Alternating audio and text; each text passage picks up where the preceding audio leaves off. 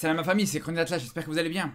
Alors honnêtement, je pense que ce Sénégal-Brésil ou ce Tunisie-Algérie, ça doit être les plus belles affiches qu'on a pu voir sur ce mois de juin en termes d'affiches africaines en fait.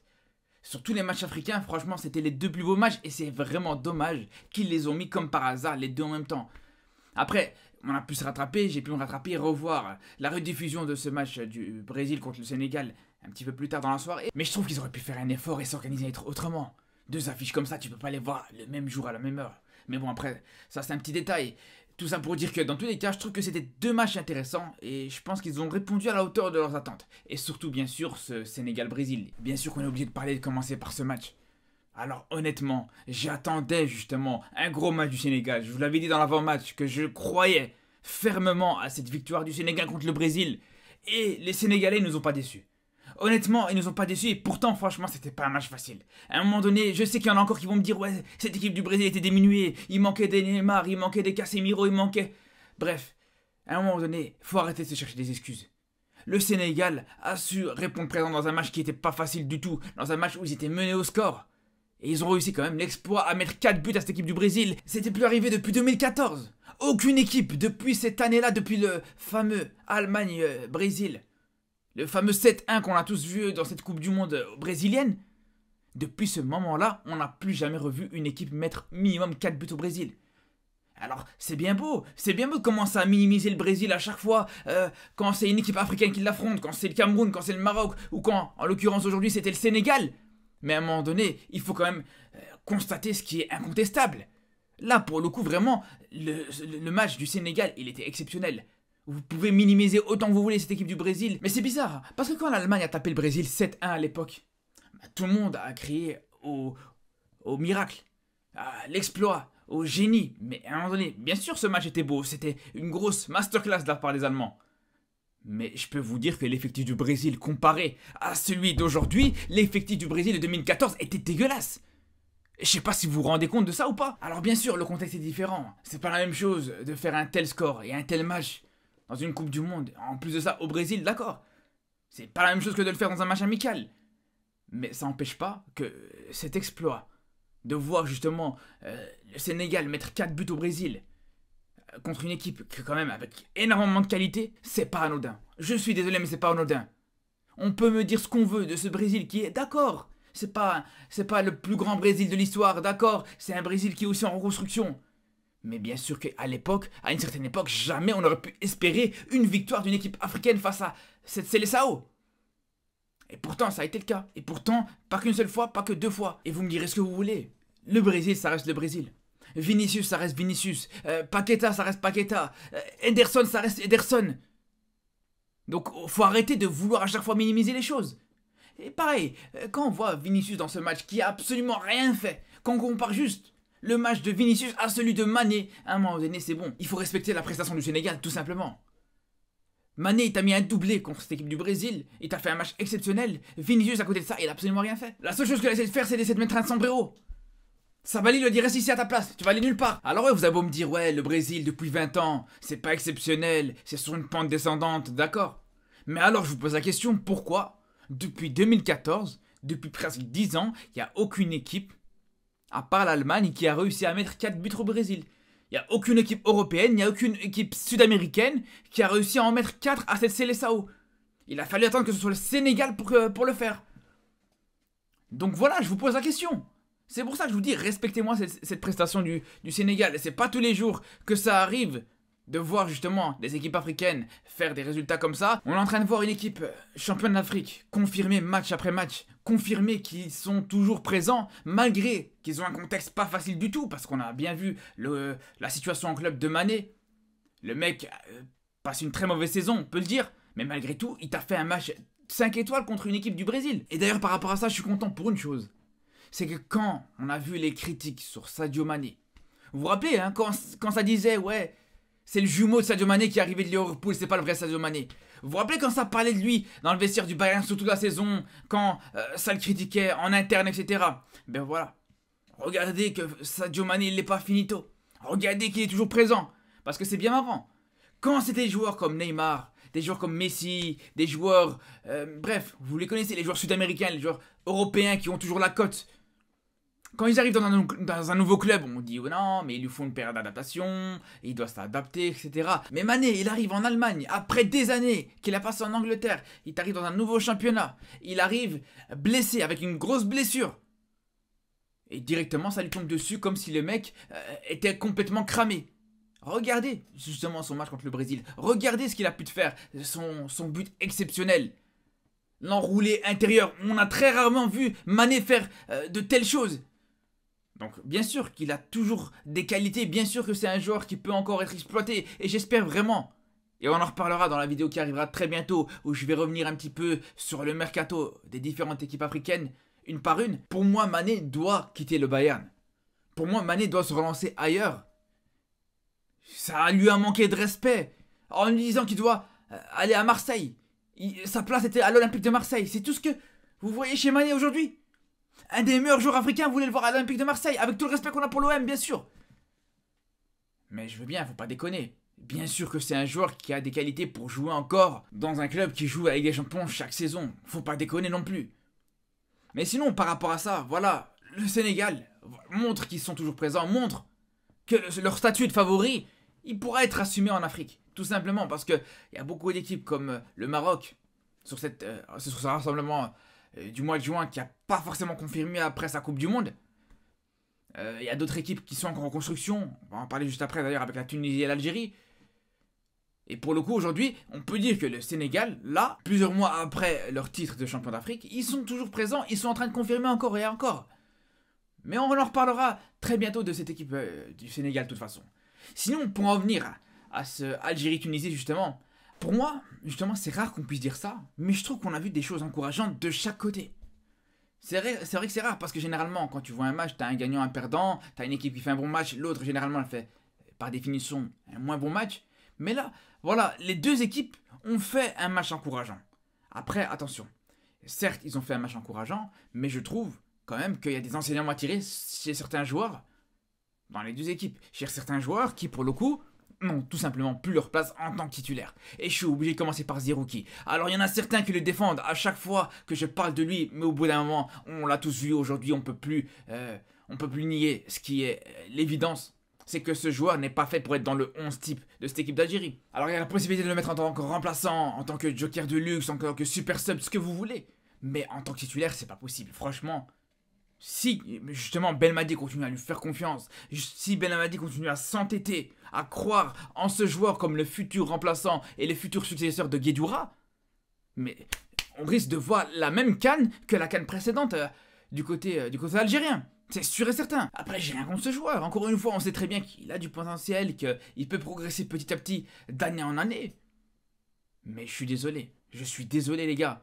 Mais quand tu vois que même pas après 5 minutes, il te perd un ballon pour juste derrière se faire éliminer par Mejbri et qu'il doit l'accrocher pour éviter la contre-attaque et qu'il a failli prendre un carton jaune dès la 5e minute, c'est pas possible. D'ailleurs, Mejbri, sur tout le match, il lui est rentré dans le cerveau, il lui est rentré dans la tête à Zerouki. J'ai arrêté de compter le nombre de fautes qu'a fait Zerouki justement sur le petit Hannibal. Le joueur l'a rendu fou, donc je veux bien. Mais quand défensivement tu vois que c'est limité, quand physiquement tu vois que c'est limité, quand techniquement, je suis désolé, mais techniquement il est très limité aussi Zerouki. Balle au pied aussi, il y a énormément de déchets dans son jeu. Et ça fait plusieurs mois, voire même plusieurs années que je le dis par rapport à Zerouki, depuis qu'il est arrivé. Ce joueur, j'ai du mal à être convaincu. Mais là, aujourd'hui, de toute façon, c'est plus contestable. Quand on a vu tout simplement l'entrée d'Awar à sa place, c'est bon, c'était réglé. Et là, justement, ceux qui étaient présents avec moi en live sur le match, ils ont bien constaté que dès le début du match, je me suis demandé pourquoi Belmadi avait pas mis Awar titulaire directement à la place de Zerouki. Et c'était le changement qu'on attendait le plus rapidement dans ce match, côté algérien. Et là, justement, c'est ce changement qui a tout changé. Quand on a vu l'entrée d'Awar, là on a vu vraiment, c'était quoi un joueur de ballon. Je suis désolé pour Zerouki encore une fois. Je suis désolé pour tous ceux qui le défendent encore une fois aussi. Mais quand on me dit, oh non, vous inquiétez pas, Zerouki, techniquement il est très bon, etc. On a bien vu la différence sur le plan technique. Avec les joueurs qui l'accompagnent au milieu de terrain, comme les Awar, comme bien sûr aussi les Fares Chaibi, etc. C'est deux classes d'écart. Faut juste constater ce qui est incontestable. Après, pareil, un autre joueur qui déçoit toujours. Un joueur sur qui on attend encore beaucoup de choses, tout simplement Benrahma. C'est compliqué parce que Benrahma encore c'est différent. Parce que Benrahma, on sent que le problème, il n'est pas sur une question de manque de qualité. Il est clairement sur une question de mental, je pense. Vraiment, parce que on le voit toute la saison avec West Ham, en Premier League, dans le championnat le plus difficile du monde, dans le championnat le plus relevé, bien sûr, du monde. On parle pas de la Eredivisie, le championnat néerlandais. Là, on parle vraiment de la Première Ligue où Benrahma, pour le coup, arrive à s'imposer, où Benrahma arrive à faire des différences exceptionnelles sur le plan individuel. Parfois sur certains joueurs qui rencontrent même en Coupe d'Afrique, par exemple, ou dans des matchs africains. Mais là, je suis désolé, mais encore une fois, on voit que ça a du mal. On voit que le déclic a du mal à arriver. Il arrivera sûrement un jour ou l'autre. Mais là, pour l'instant, c'est toujours pas le cas. C'est pour ça que, franchement, le retour de Bennacer fera énormément bien cette équipe d'Algérie. Je pense que le jour où Bennacer arrivera à intégrer ce milieu de terrain et qui sera associé à Bentaleb qui a fait aussi un match encourageant, qui monte petit à petit en puissance au fur et à mesure des matchs, même s'il a du mal à être régulier au sein d'un match. Mais bon, je pense quand même que ça reste la solution la plus réaliste dans ce milieu de terrain devant la défense en numéro 6.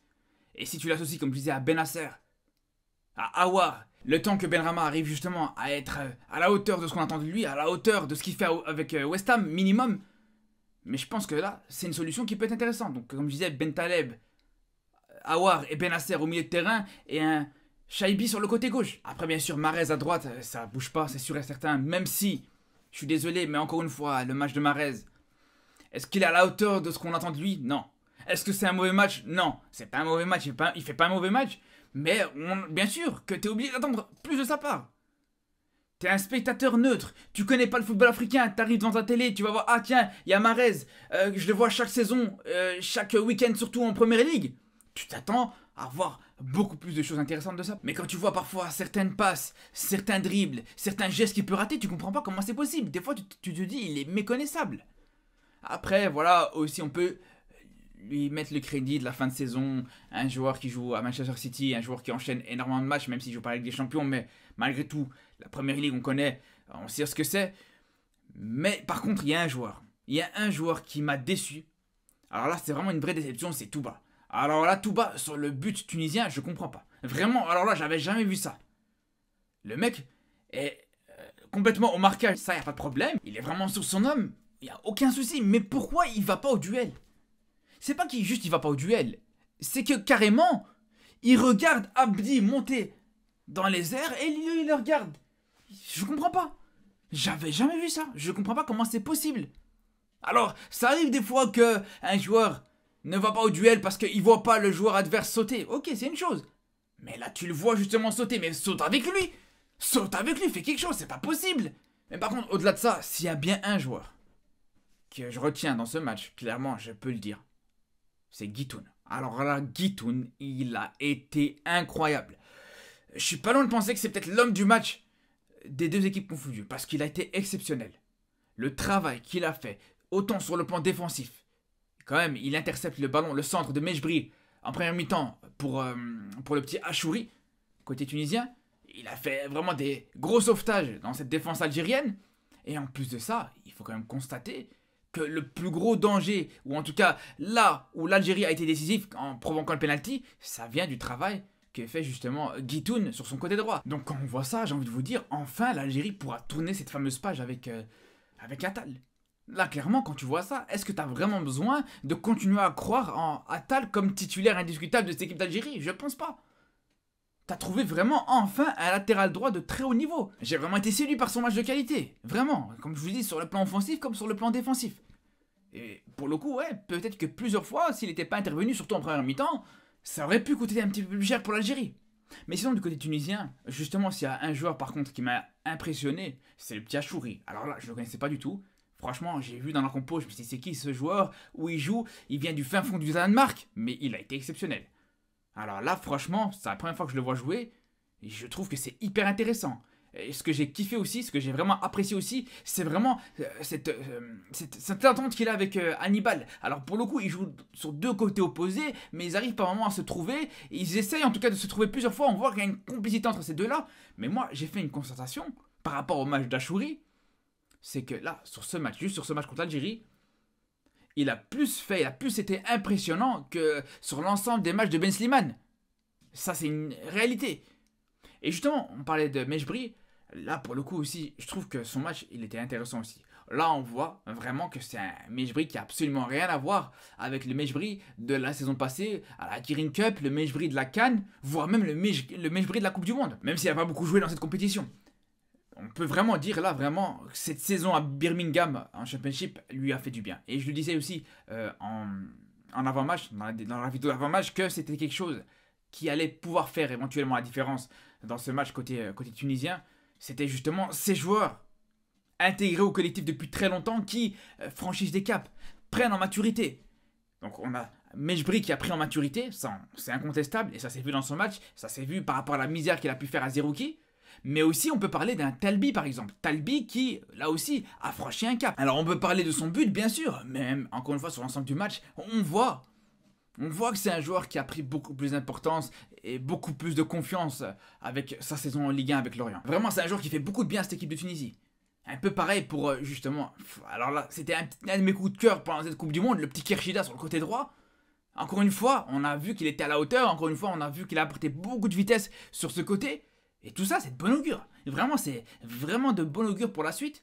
Quand on sait justement que du côté tunisien, il y avait certaines absences de taille, comme Skiri, comme Msakni, et tout ça. Donc ça montre vraiment que quand ces absences reviendront, quand ces joueurs absents reviendront, vraiment la Tunisie pourra faire très très mal. D'ailleurs, en parlant d'absence, on aurait pu croire que l'absence d'un joueur comme Maloul aurait pu coûter cher aux Tunisiens, mais pour le coup, Abdi a su quand même faire un petit peu oublier l'absence de ce joueur phare de la Tunisie, ce latéral gauche exceptionnel. Parce que franchement, autant en Coupe du Monde, j'étais vraiment pas fan de ce joueur, en tout cas j'ai pas été fan de ses prestations.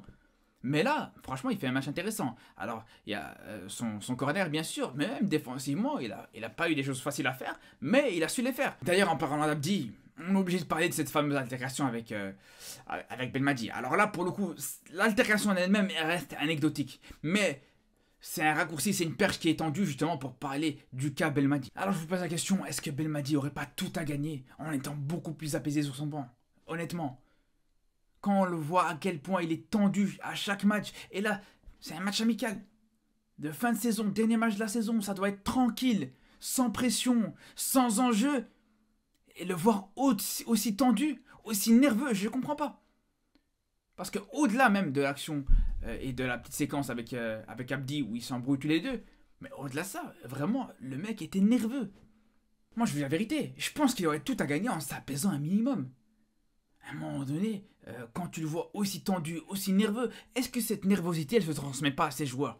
Mais bien sûr que oui. Mais bien sûr que ça va se transmettre à ses joueurs. Bien sûr que cette tension va se transmettre à l'ensemble de cet effectif. Alors, c'est un exemple que j'avais sorti récemment. Si tu vas monter dans un bus et que tu vois que le chauffeur de bus, il est stressé, il est énervé, il est pas bien, est-ce que toi, tu vas être serein dans ta tête quand tu vas monter en tant que passager de ce bus? Mais bien sûr que non. Mais c'est exactement la même chose avec Belmadi. Mais calme-toi, frère. Mais t'as vu comment t'as changé depuis que t'es arrivé dans cette équipe d'Algérie? T'as vu comment t'as pris de l'âge? Apaise-toi un petit peu. C'est que du foot. Alors je comprends que c'est un compétiteur. Mais je vous parle sérieux. Même pour sa santé, je suis persuadé que c'est quelque chose qui peut l'atteindre. Donc c'est pour ça, un minimum. Apprends à calmer tes émotions. Parce que, voilà, je pense vraiment, comme je disais, qu'au niveau de ses joueurs, ça se transmet, qu'au niveau de sa santé, c'est pas l'idéal non plus, et bien sûr aussi au niveau de l'image qu'il renvoie. Honnêtement, quand on voit que le joueur, donc Abdi, après l'altercation, il le prend dans ses bras, et que Belmadi le repousse, etc., franchement, est-ce que c'est une bonne image qu'il renvoie? Est-ce que c'est la meilleure image qu'il veut renvoyer de lui? Je pense pas. Parce qu'on sait très bien que Belmadi, c'est quelqu'un d'assez good vibes, d'assez positif, etc. Mais on voit que ça se dégrade de plus en plus, cette image assez souriant, assez joviale qu'il avait avant en conférence de presse. Donc c'est pour ça que je trouve qu'il aurait tout à gagner, encore une fois, en apprenant un petit peu plus à être détendu. Comme il l'était avant, en fait, tout simplement. Parce que on sait que c'est l'homme de la situation. En tout cas, pour moi, je trouve que c'est l'homme de la situation, encore aujourd'hui, côté algérien. Donc il doit garder cette confiance en lui comme il l'a toujours eu. Parce que moi je suis persuadé que le jour où il arrivera enfin à trouver son 11, il arrivera enfin à trouver une ossature pour son équipe, cette équipe d'Algérie elle fera très mal. Parce que les individualités qu'il y a aujourd'hui, honnêtement c'est quelque chose d'exceptionnel. En tout cas, on se retrouve très bientôt pour reparler justement de cette équipe algérienne, de cette équipe sénégalaise, de cette équipe tunisienne, etc. Pour le mercato des différents joueurs. J'ai d'ailleurs aussi plusieurs vidéos aussi qui sont prévues cet été sur certaines de ces équipes-là. Donc on se retrouve très très vite. Et surtout d'ici là, prenez soin de vous.